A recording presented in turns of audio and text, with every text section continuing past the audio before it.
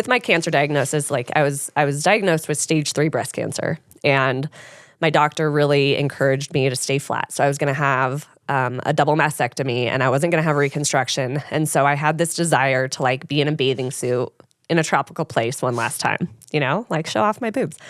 And I like knew I didn't really have the energy.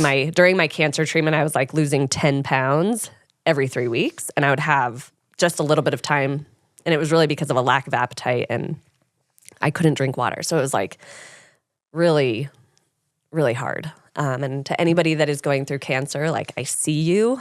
It's so hard. It's a battle, and like dig deep because we got this.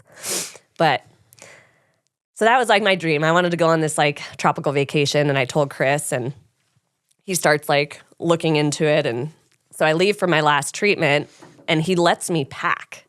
He lets me pack for me and the boys for a tropical vacation. Right? Mm-hmm. And I go on my last treatment, and Mary, you were down there. Donna from Burton totally has had my back forever. Donna, I love you. Thank you. Big air horn for her because big air horn.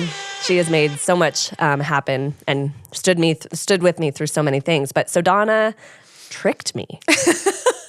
She kept me down at the beach while I was just finishing my last treatment, which is hard because I had 2 kids at home and I really wanted to go back. I would spend a week at the beach every time I would go through treatment and then come back kind of like when I was feeling my worst, but it was also so that I could do all of the appointments, the follow-ups and stuff while I was there. But Donna like convinces me we're going to do a girls' dinner, like a big group dinner. Shannon Dunn was there, Mary was there. It was awesome. Just buying time. Like, yeah. This was like she can't leave yet. We've got to make this a thing. Yeah. And so Donna offers to bring me back to Mammoth, and she said like she was on her way home. And so we get to Mammoth. I get off the plane, and like George actually fell asleep in the back of the plane, and he told me later, like, I just couldn't even talk to you because I didn't want to give away the secret. Love George, too. He's amazing.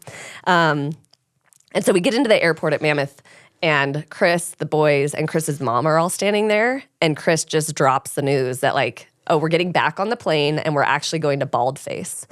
And JP at Baldface had agreed to let me bring the whole family, and we were going to go snowboarding, and it was like where Donna and Jake used to bring their Olympic team back from riding at the Olympics, and they would go and ride POW just to remind them of like the fun of snowboarding. And so like a lot of the team was going to be there, and I couldn't even cry because I was like so shocked, and I was also so scared because like, Chris, how I packed for summer.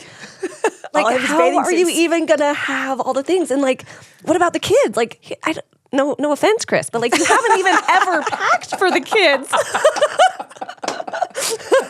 I'm like, I think there was so many questions in my head of like, he would have never known what to bring, like never in a million years. And to show up there, and I like on the plane, I was like asking Chris, like, did you bring my knee brace? Like, did you? And he was just I was so proud of him because he brought me to a place where I didn't even think, to be completely transparent, like each treatment, especially at this specific time frame, like directly after my treatment, whatever, it's 5 days after, I could not leave the couch. I could not go from the couch to the bathroom without pooping my pants. And that's so graphic, but I want this to be very clear. Like, cancer is so gnarly. The treatment is so gnarly. I could physically not make it to the bathroom. And so I was isolated indoors for about 2 weeks. And not knowing if I was even going to be able to, like, snowboard. I'd only been snowboarding maybe 5 times that whole 6 months. And I didn't know if I was going to be able to sit in the cat and like not have to go to the bathroom. And it was like this, so many unknowns. But the beauty of it is when we showed up at Baldface, the next morning, like the first morning we went out, I rode from after our Avi briefing, like from 9 until we were done, till 3:30 or 4, no issues. It was almost like I was plugged into my energy source and nothing else mattered. Like my body was like, it's cool. Like this is our happy place. we're going to let you do this as much as you can. By the third day, I was not sore. I was not tired. Like, it was like I was my alter ego. It was like I was this alias again, coming back into the mountains and being like, nothing else matters. That is a different part of my life that is no longer even existent. I felt like I was in a dream, and it just, that trip to Baldface, thank you, Chris, thank you, Donna, because it just totally changed my mental health. I was so down and out. I never thought I was going to be able to be back on my snowboard in that way or back with my community. And it reminded me that we can do anything.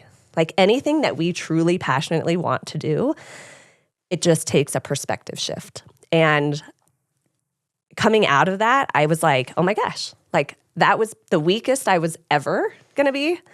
And I did that. And now I can do anything.